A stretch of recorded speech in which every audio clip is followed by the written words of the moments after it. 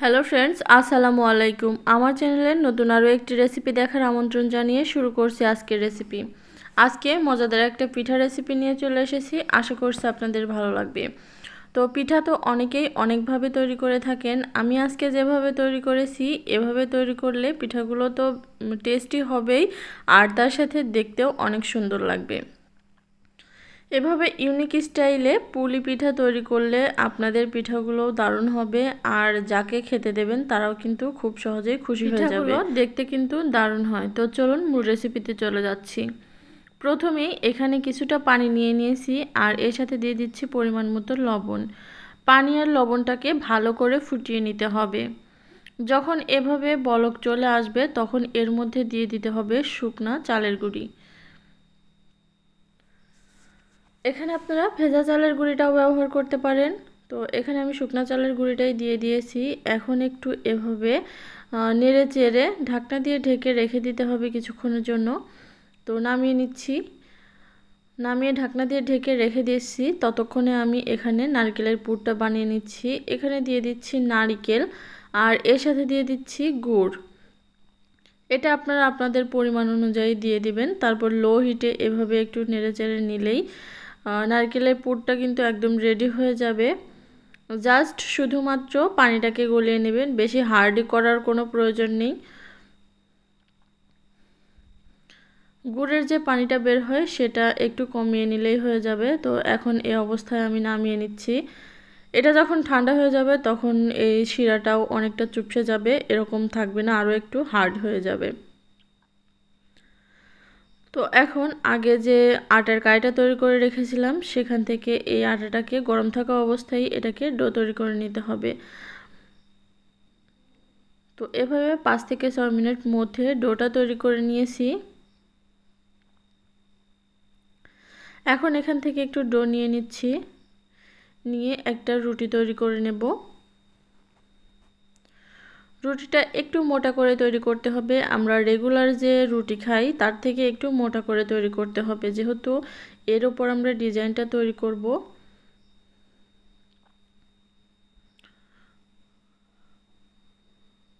আমি দেখিয়ে দিচ্ছি কীরকম মোটা হবে। এই যে এরকম মোটা করে তৈরি করে নিয়েছি।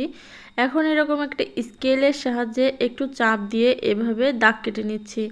আপনাদের কাছে এরকম স্কেল না থাকলে আপনারা ছুরির পিছনের যে ছুরির অপর পাশে যে সাইডটা থাকে সেই সাইডটা দিয়েও কিন্তু এভাবে দাগ দিয়ে নিতে পারেন, অথবা টুথপিক যে কোনো কিছু দিয়ে কিন্তু এভাবে দাগ করে নেওয়া যায় হাতের কাছে থাকা যে কোনো সাধারণ উপকরণ দিয়ে।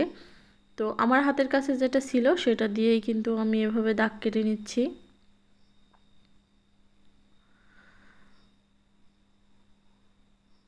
দাগটা যাতে স্পষ্ট হয় সেভাবে করে দাগ দিয়ে নেবেন, আবার বেশি চাপ দেবেন না, তাহলে কিন্তু একদম সরে যাবে, মানে খুলে যাবে। তো এভাবেই সবটুকু আমি দাগ কেটে নিয়েছি। এখন চারপাশে একটু কেটে নিচ্ছি এভাবে স্কেল দিয়েই সমান করে।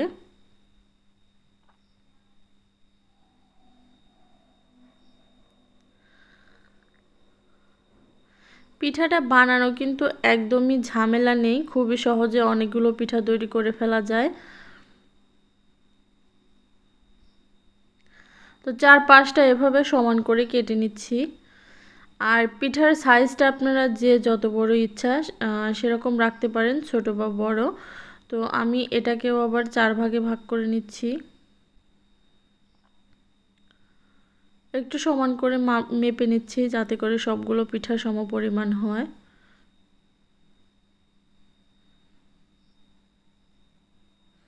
তো সবগুলো একই পদ্ধতিতে কেটে নিয়েছি। এখন আগে থেকে যে নারকেলের পুরটা বানিয়ে রেখেছিলাম সেটা এর উল্টো পাশে রেখে একটু রোল করে নিতে হবে।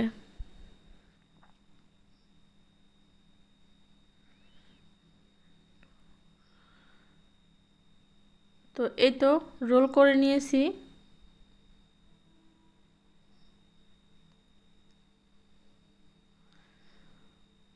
সামান্য চাপ চেপে এভাবে লাগিয়ে দিতে হবে। এখন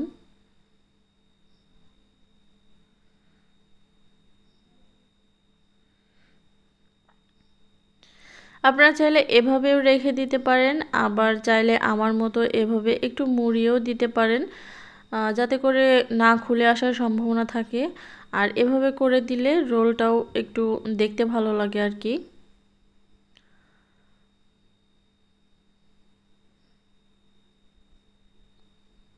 তো এই তো একটা পিঠা কিন্তু আমার রেডি হয়ে গেছে। আর পিঠাগুলো দেখতে কতটা সুন্দর লাগছে সেটা তো দেখে নিশ্চয়ই বুঝতে পারছেন। তো এভাবে আমি বানিয়ে নিচ্ছি, আপনাদের দেখার সুবিধার্থে আমি আরও একটা বানিয়ে দেখিয়ে দিচ্ছি। তো আমার মনে হয়েছিল একটু বড় হবে, সেজন্য সাইড থেকে একটু কেটে নিয়েছি। সাইজটা আসলে আপনাদের নিজেদের উপর ডিপেন্ড করে, আপনারা কত বড় বানাবেন বা কিভাবে বানাবেন। আমার চ্যানেলে আরও অনেক নারকেলের পিঠা বা অন্যান্য অনেক পিঠা নাস্তার রেসিপি দেওয়া আছে, চাইলে আপনারা চ্যানেলটা ভিজিট করে আসতে পারেন। তো সেমভাবে পুর দিয়ে নিয়েছি, এখন রোল করে নেব।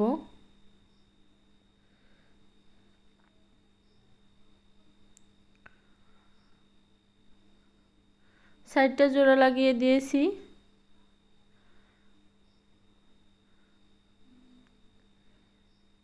এখন এটা মুড়িয়ে দিব এভাবে।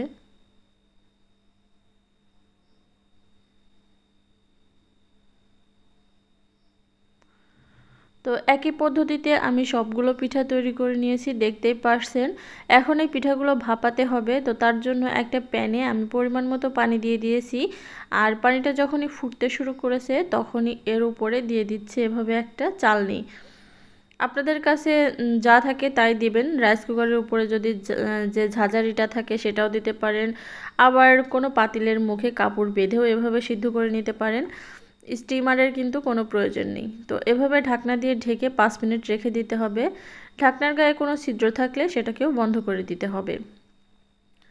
তো 5 মিনিট পরে ফিরে আসছি। 5 মিনিটের মধ্যে পিঠাগুলো কিন্তু সিদ্ধ হয়ে গেছে।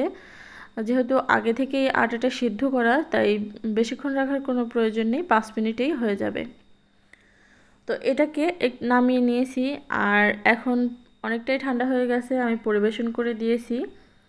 এই পিঠাটা খেতে কতটা ভালো লাগে সেটা সকলেই হয়তো বুঝতে পারছেন, কিন্তু দেখতে কতটা ভালো লাগে সেটা একবার দেখুন।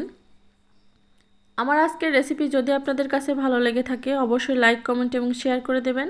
আর আমার চ্যানেলটা সাবস্ক্রাইব করে পাশে থাকা বেল বাটনটা অন করে দেবেন, তাহলে পরবর্তীতে যখনই নিত্য নতুন রেসিপি আপলোড করব নোটিফিকেশন আপনাদের কাছে পৌঁছে যাবে।